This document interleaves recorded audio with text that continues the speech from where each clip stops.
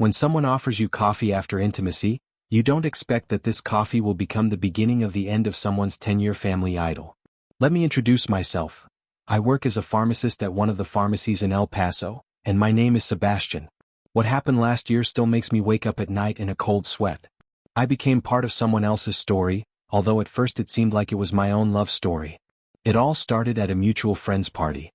Lynda appeared there alone, and her smile lit up the entire space. She said she worked as a personnel manager at a large company, and we spent the entire evening talking about everything in the world. She didn't mention a husband. She didn't mention that at home, Garry was waiting for her, a chef-baker who gets up at 5 every morning to knead dough for his bakery. She didn't mention 2 children who drew cards for her on Mother's Day.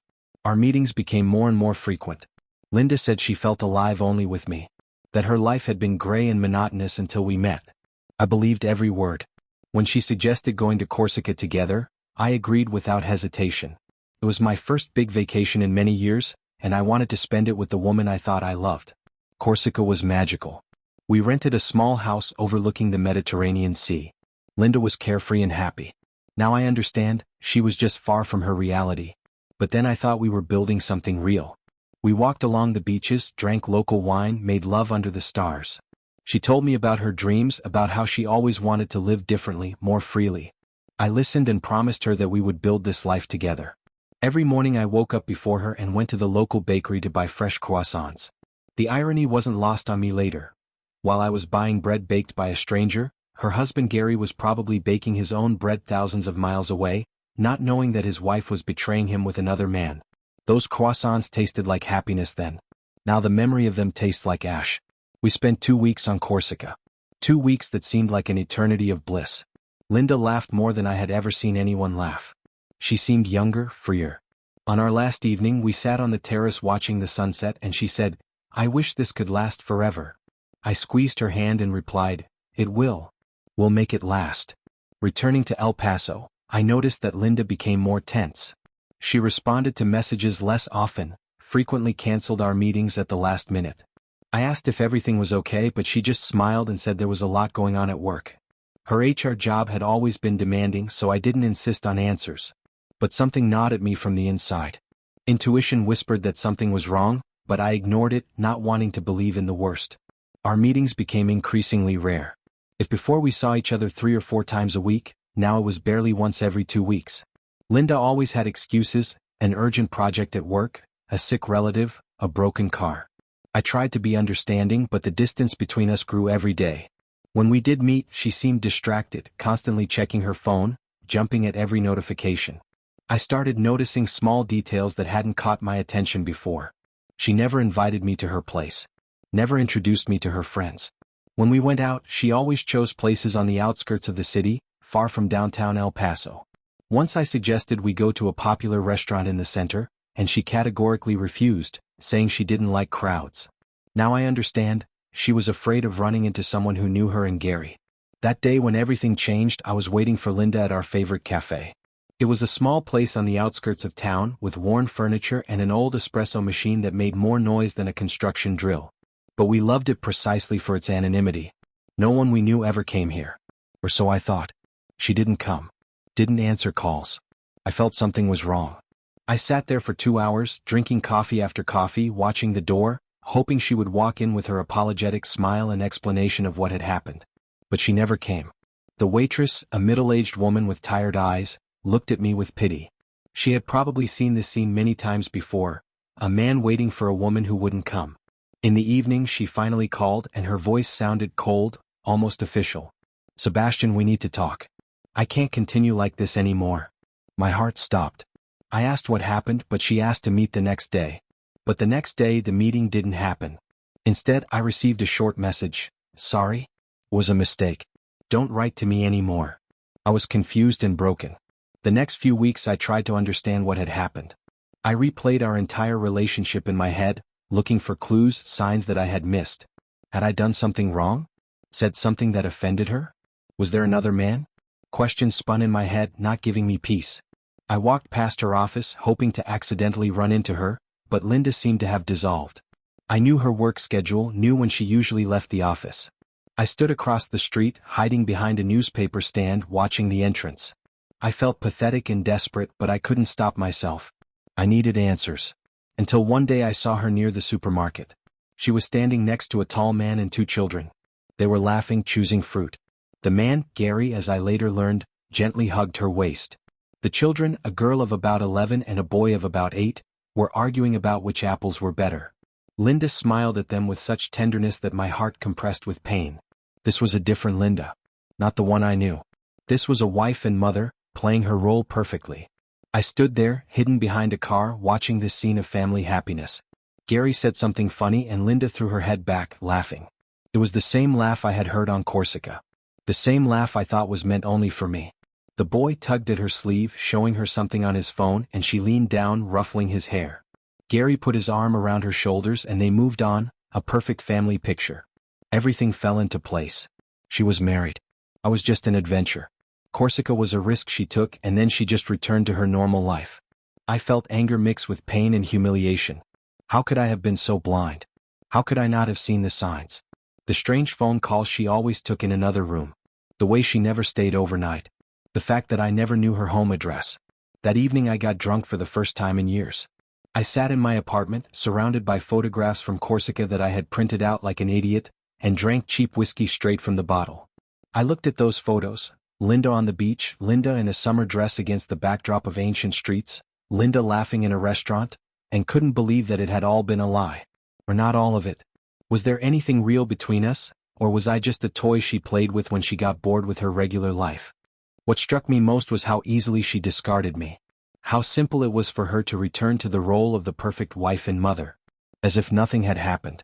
As if that summer in Corsica simply didn't exist. I wondered if she thought about me at all. If she felt any remorse. Or was I just another item crossed off her bucket list? Have an affair with a younger man, check. I tried to forget. I buried myself in work at the pharmacy, spent evenings staring blankly at the television. But the resentment wouldn't let go.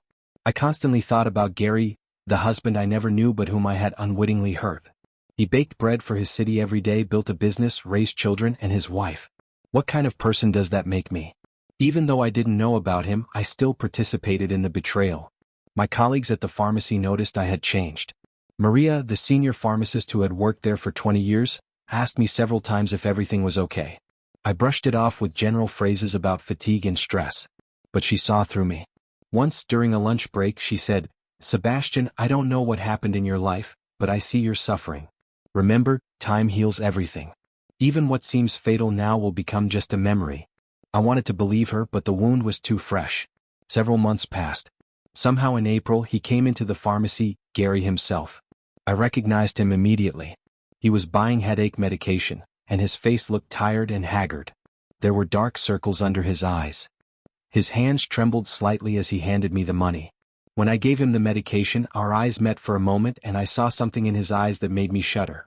He knew. Somehow he had found out about me. There was no anger in his gaze. No hatred. It was something much worse, deep sadness and disappointment. It was the look of a man whose world had collapsed, but who was still trying to hold on. He took the medication, nodded at me and left.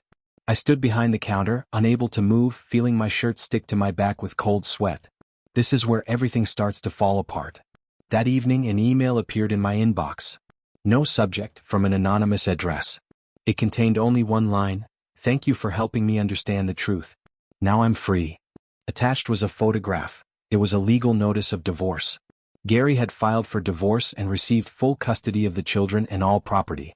The documents mentioned marital infidelity confirmed by documentary evidence. I didn't understand what evidence he had.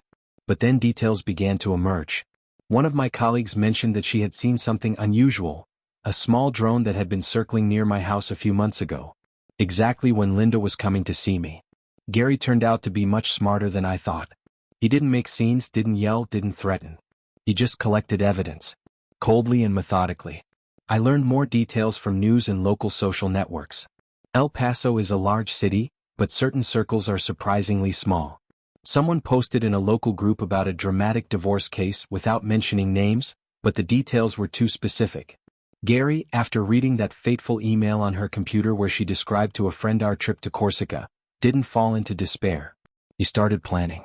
What I saw next turned everything upside down. The drone recorded every visit from Lynda. Every meeting.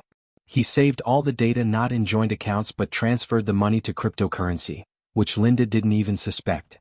When Lynda's lawyers tried to claim half the property, it turned out that formally almost nothing remained. The apartment had been transferred to his mother's name a few months before the divorce.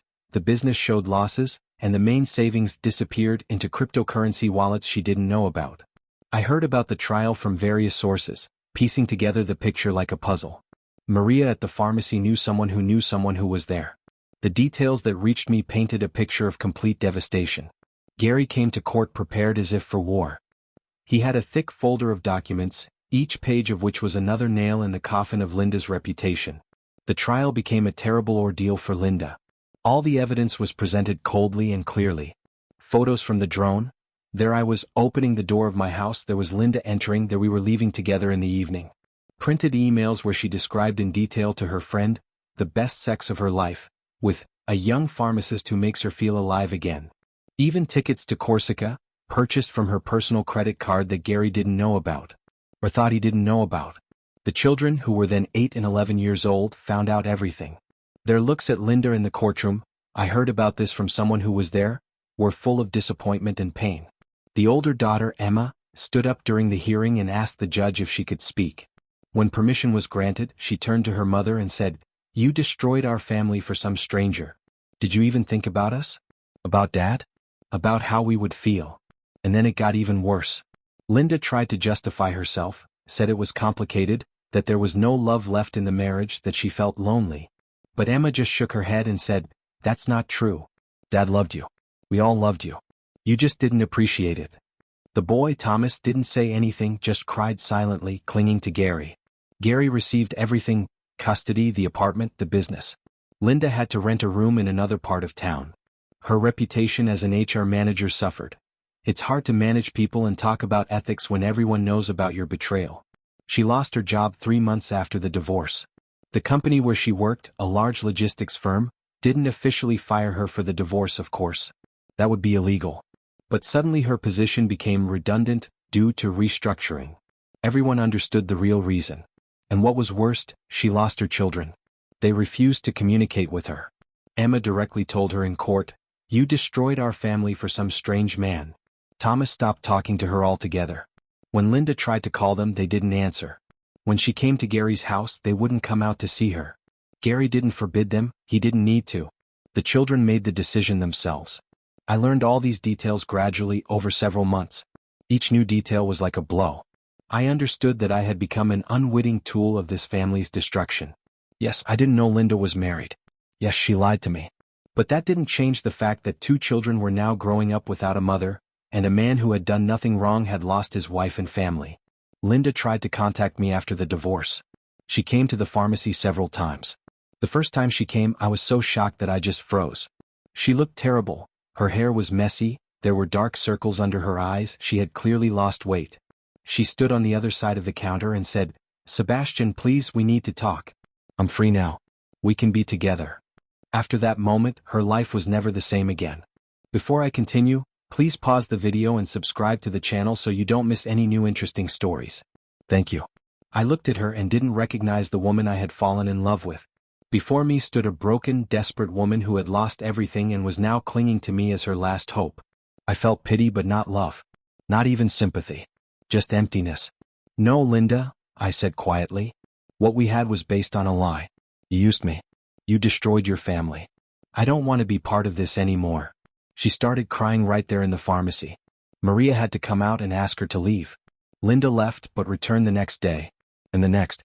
She sent messages, left voicemails, even waited for me outside the pharmacy. It became obsessive.